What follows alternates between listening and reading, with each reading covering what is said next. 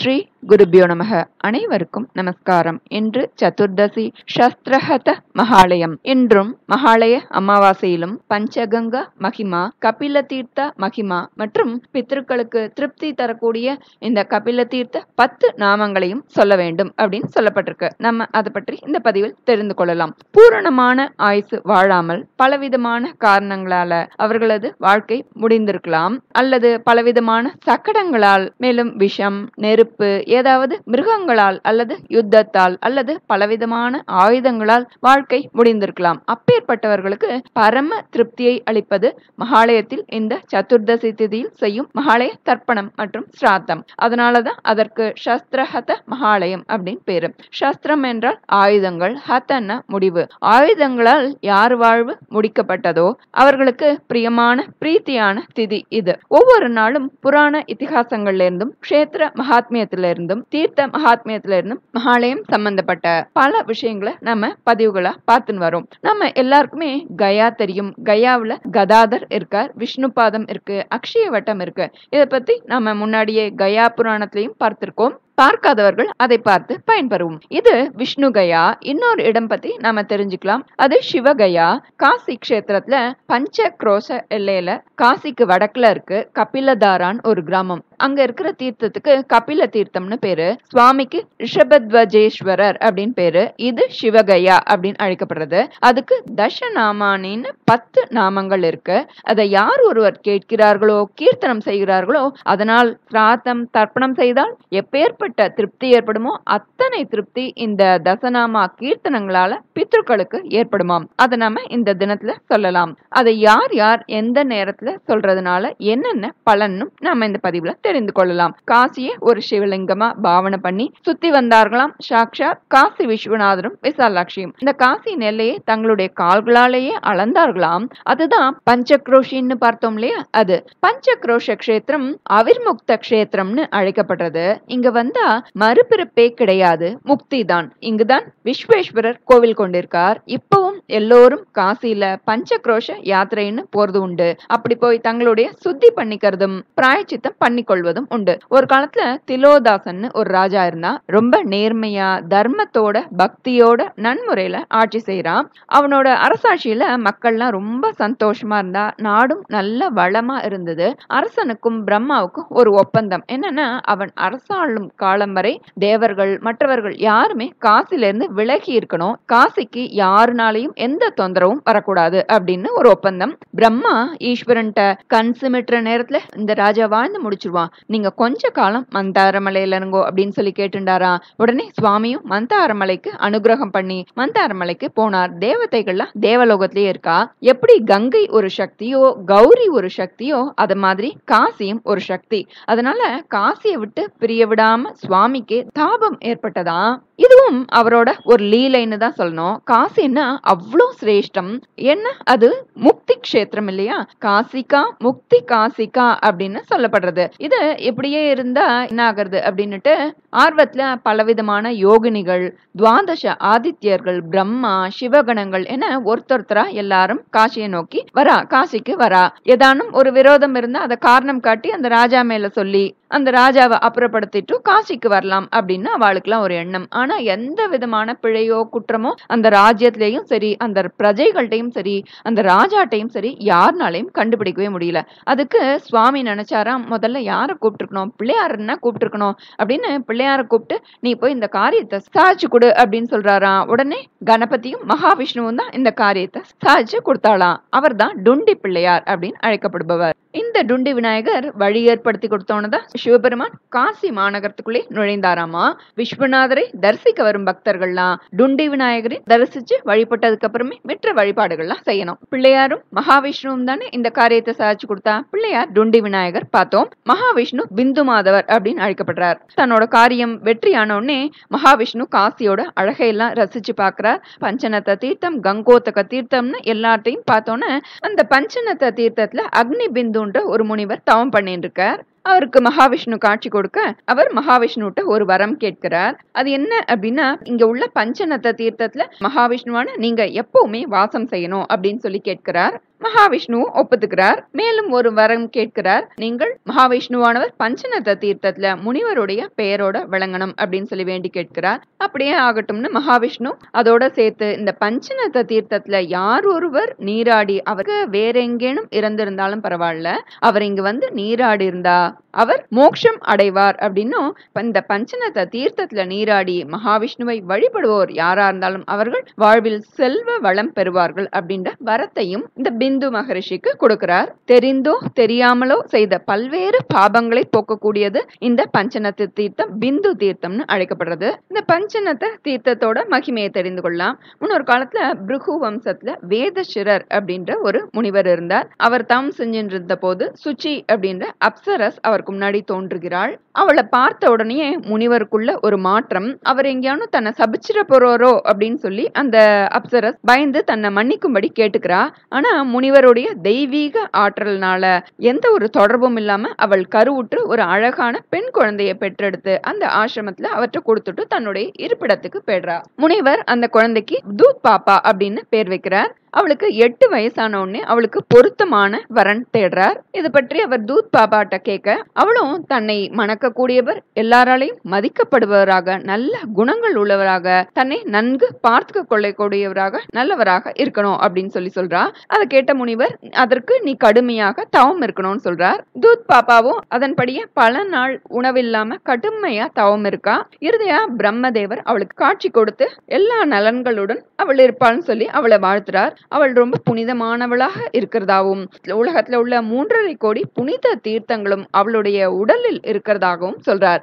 அதனால உலகத்துல உள்ள அனைத்து புனித தீர்த்தங்களிலும் மிக புனிதமானவளாக தூத் பாப்பா போற்றப்படுவாள் அப்படின்னு அவர் சொல்றார். தூத் பாப்பா தன்னுடைய பிரார்த்தனைகள்லாம் முடிச்சுட்டு ஆசிரமத்துக்கு திரும்புறா. ஒரு நாள் நந்தவனத்துல விளையாடிட்டு இருந்த போது அவளுடைய அழகுல மயங்கி தர்மராஜர் அவளை கல்யாணம் பண்ணிக்க நினைக்கிறார். பாட்டை வந்து கேளுங்கோ அப்படின்னு சொல்றாவ. 2 பேருக்கும் வாக்குவாதம் வருது. அதுல தர்மராஜா இந்த தூத் பாபாவை நீ ஒரு சிலையாக போகணும்னு சொல்லி சபிக்கிறார். பதிலுக்கு தூத் பாபாவும் நீங்க ஒரு நதியாக போகணும்னு சொல்லி சபிச்சுட்டு வந்துடுறா. குடில்ல வந்து அப்பா கிட்டக்க சொல்றா. அவர் தன்னுடைய தெய்வீக ஆற்றல்னால இதை பற்றி தெரிந்து கொண்டு ஒரு உலோக சிலையாக அவளை மாத்திடுறார். உரிய காலத்துல அந்த உலோக சிலை உருகி நதியாக்கிடும் அப்படின்னுட்டு அவளுக்கு கணவனாக ஆகக்கூடிய தகுதிகள் எல்லாம் அந்த தர்மராஜாவிடம் இருக்கு.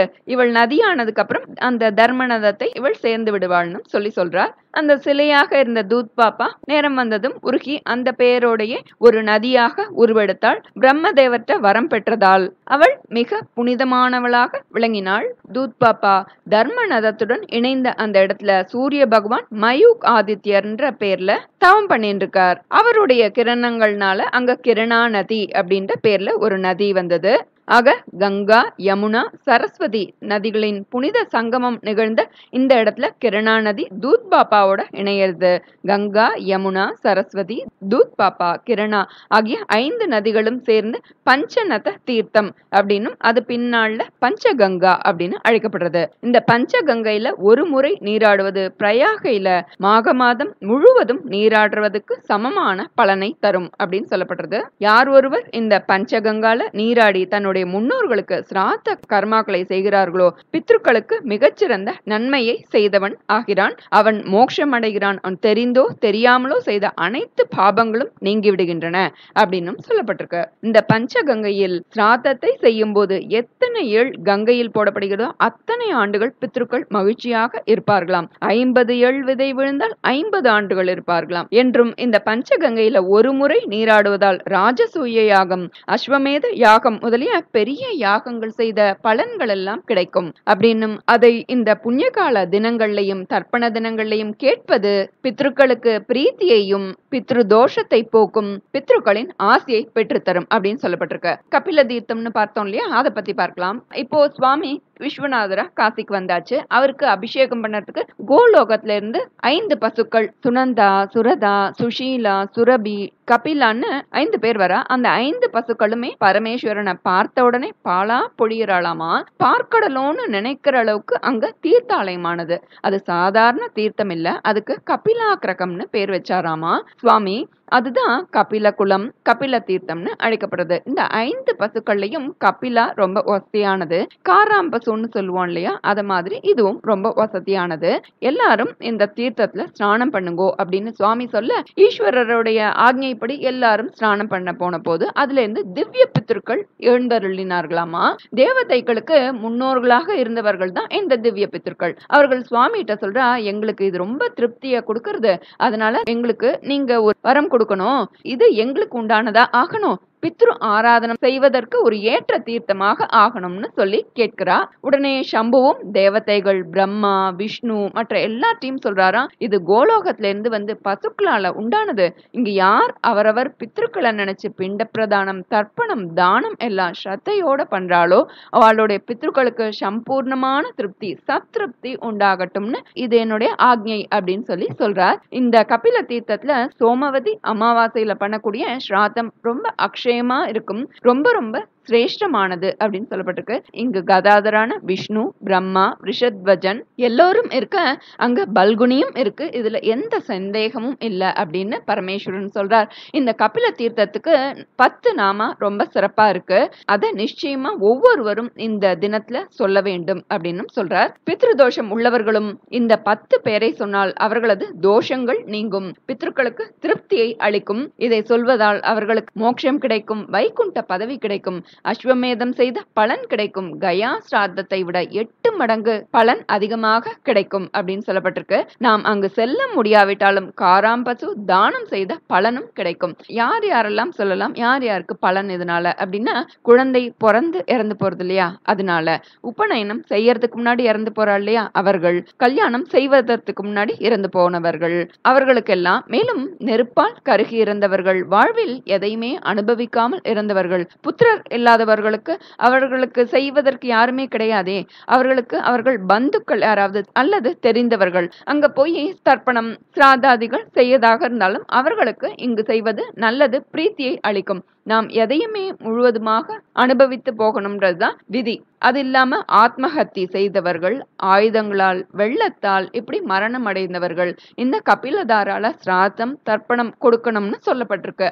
நண்பர்கள் தெரிந்தோர் தெரியாதோர் எல்லாருக்குமே இந்த கபில தீர்த்தத்தில் செய்வது நற்கதியையும் பிரம்மலோகம் சொர்க்கலோகம் என்று அவர்களுக்கு தக்கவாறு கிடைக்கும் அப்படின்னு சொல்லப்பட்டிருக்கு. இந்த கபில தீர்த்தமானது கிருத்தயுகத்துல பால்மயமாக இருந்ததா, திரேதாயுகத்துல தேன்குளம் போல இருந்ததா, துவாபர யுகத்துல நெய்மயமா இருந்ததா, இந்த கலியுகத்துல அது ஜலமயமாக இருக்கு. இந்த கபிலதாரா பஞ்சக்ரோஷ எல்லைக்கு அப்பால் இருந்தாலும் இங்க சுவாமி ரிஷத்வஜேஸ்வரர் பிதாமகரான் பிரம்மா விஷ்ணு கதாதரர் இவர்கள்லாம் இருக்கிறதுனால இது சிவகயான்னும் அவிமுக்தி கஷேத்திரம்னு சிரேஷ்டமா சொல்லப்படுறது. இந்த மகாத்மியம் கபிலதாரா காஷிகாண்டம் 62வது அத்தியாயத்துல இருக்கு. இதை ஒருவர் கேட்டாலும் சொன்னாலும் படித்தாலும் கோட்டி ஜென்ம பாபம் போகும். இதை கேட்டால் புத்திரன் இல்லாதவர்களுக்கு சத்புத்திரன் பிறப்பான். இதை கிரக பிரவேசம் நடக்கும்போது அங்கு படிக்க அந்த வீடு ஆனந்தமயமாக இருக்குமாம். இது விஸ்வநாதருக்கு சந்தோஷம் தருமாம். விஸ்வநாதருக்கு எப்படி ஆனந்தத்தை கொடுத்ததோ இதை கேட்பவர்களுக்கும் அங்கு உள்ளவர்களுக்கும் ஆனந்தத்தை கொடுக்குமாம். தேன் போன்ற தித்திப்பான வாழ்க்கையை அளிக்குமாம். இந்த காஷி கபிலதாரா தச நாமானி 10 நாமங்களை தெரிந்து கொள்ளலாம், சொல்லலாம். மதுஸ்ரவா கிருதகிருத்யா கிருதகுல்பா க்ஷீர நீரதிகி ரிஷபத்வஜ தீர்த்தம் பிதாமக தீர்த்தம் கதாதர தீர்த்தம் பித்ரு தீர்த்தம் கபிலதாரா சுதா கணிகி சிவகயா. இதுதான் அந்த 10 நாமங்கள். மதுஸ்ரவான்னா இது தேன் போல இருக்கான், அதனால அவ்வளோ திருப்தி அளிக்க கூடியதாமா. கிருத்த கிருத்தியான்னா எதை செய்யணுமோ நம்ம அதை செஞ்சாச்சு இல்லையா, அதனால அது அவர்களுக்கு திருப்தி அளிக்கிறது. கிருத்த குல்பான்னு சொல்லப்படுது, இது நெய்க்குழி அப்படின்னு சொல்லப்பட்டிருக்கு. க்ஷீர நீரதிகின்னா பார்க்கடல்னு பார்த்தோம் இல்லையா, இது 2வது பார்க்கடலாமா. ரிஷபத்வஜ தீர்த்தம்னா சுவாமி இங்க ரிஷபத்வஜேஸ்வரரா இருக்கார் இல்லையா. பிதாமக தீர்த்தம் கதாதர தீர்த்தம், விஷ்ணு இங்க கதாதரரா இருக்கார். பித்ரு தீர்த்தம் இது பித்ருக்களுக்கானது. கபிலதாரா ஏன்னா இது கபில நதின்னு அழைக்கப்பட்டது. சுதா கணிகி அமிர்தம் கிடைக்கிறாப்புல இருக்காமா, அதனால இது சுதா கணிகின்னு சொல்லப்பட்டது. இது சிவகயான்னு அழைக்கப்பட்டதுனால சிவகயான்ற நாமம். இந்த 10 நாமங்களும் பித்ருக்களுக்கு பிரீத்தி அளிக்கும் நாமங்கள். மதுஸ்ரவா கிருத கிருத்யா க்ஷீர நீரதிகி ரிஷபத்வஜ தீர்த்தம் பிதாமக தீர்த்தம் கதாதர தீர்த்தம் பித்ரு தீர்த்தம் கபிலதாரா சுதா கணிகி சிவகயா. இந்த நாமங்களை சொன்னாலே போதும், இதனால் பித்ருக்கள் திருப்தி அடைந்து ஆசிர்வதிப்பார்கள். ஆக வாழ்வில் ஆனந்தமாக சந்தோஷமாக சந்ததி சிறக்க இருக்கலாம். தவறாமல் அனைவரும் இதை சொல்லி பலன் பெறவும். நல்லதே நடக்கும். நமஸ்காரம்.